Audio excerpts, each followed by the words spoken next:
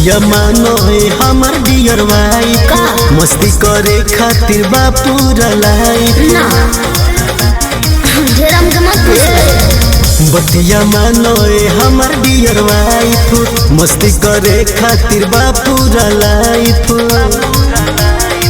का चाही बोलो मुँह तनी खोलो का चाही बोलो मुँह तनी खोलो जौन कहबो तो घर ही मंगा दे। ए राजा ए राजा ए राजा ए राजा पटन सहरिया घुमा दी। ए राजा पटन सहरिया घुमा दी। ए राजा पटन सहरिया घुमा दी।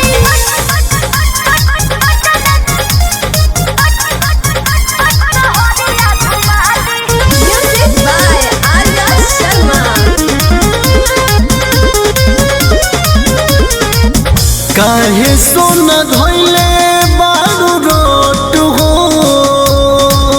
कहना ई तोहार आदत बागलत हो अरे दिल के फील बुझा अच्छा अलवा ठीक कर तनी। काहे सोना धोइले बारू रोट हो अच्छा ई तोहार आदत बागलत हो नैहर में ना हम कहीं गइनी गइनी ससुरवा के हम चल के पैदी भइनी। अभी तो बारू नया हो कमिया अभी तो बारू नया हो कमिया अभी हाले तो भइल हो शादी। ए राजा ए राजा ए राजा ए राजा पटन सहरिया घुमा दी। ए राजा पटन सहरिया घुमा दी। ए राजा पटन सहरिया घुमा दी।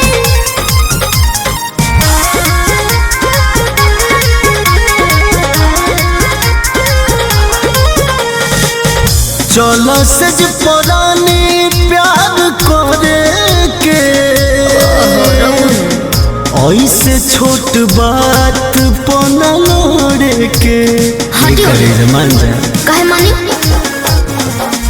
चलो सज पुरानी प्यार करे के हम ना जाए। ऐसे छोट बात पना लड़े के।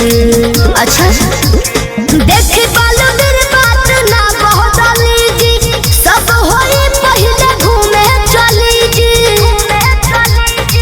हमरा बुझाता तू मन बुना बतिया हमरा बुझाता तू मन बुना बतिया चल तोहर हो श्रद्धा पूरा दी। साचो ए राजा